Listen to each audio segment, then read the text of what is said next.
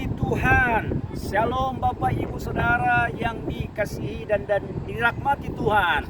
Saat ini saya sedang berada di Bukit Merese, Pantai Kute, Mandalika, Pulau Lombok. Saudara, firman Tuhan yang ingin saya bagikan yaitu di dalam Yohanes 1 ayat 18. Saya bacakan, tidak seorang pun yang pernah melihat Allah, tetapi anak tunggal Allah yang ada di pangkuan Bapa, dialah yang menyatakannya. Saudara, jadi jelas di sini bahwa kalau kita mau mengenal Allah Bapa, yaitu kita mengenal Yesus Kristus lewat Yesus Kristus, karena Yesus Kristuslah yang menyatakan siapa itu Allah Bapa lewat firman-Nya, karena Yesus adalah firman juga.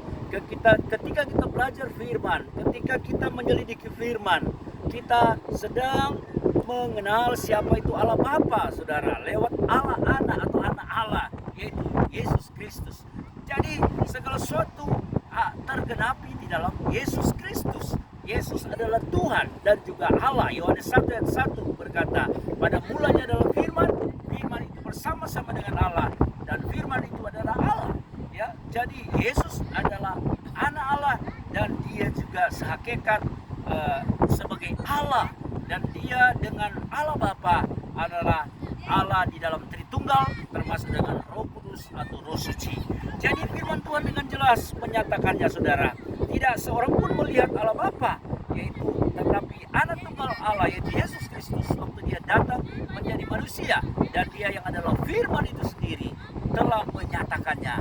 Jadi ketika kita menerima Yesus, ketika kita mengenal Yesus dan terus bertumbuh di dalam pengenalan akan Tuhan, maka sebetulnya kita juga sudah mengenal siapa itu Allah Bapa dan Allah Roh Kudus.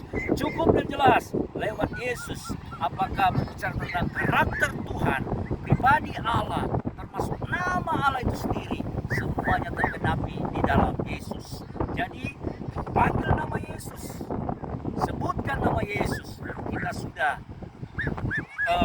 mengenal siapa itu Allah Bapa dan Allah Roh Kudus. Kiranya firman Tuhan memberkati kita semua, terus bertumbuh di dalam Tuhan, terus mencari Tuhan di dalam